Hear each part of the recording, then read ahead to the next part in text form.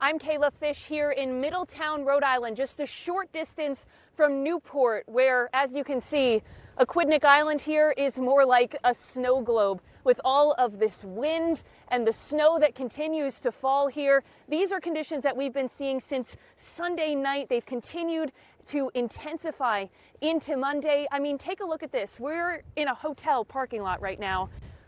There are cars underneath these snow drifts. This is our news car right here. It doesn't look like it because it's covered in drifting snow. Now, this is not snow that fell, feet of snow. We did get feet of snow, but it's intensified because the wind has pushed all of the snow. I mean, we can't get to the car.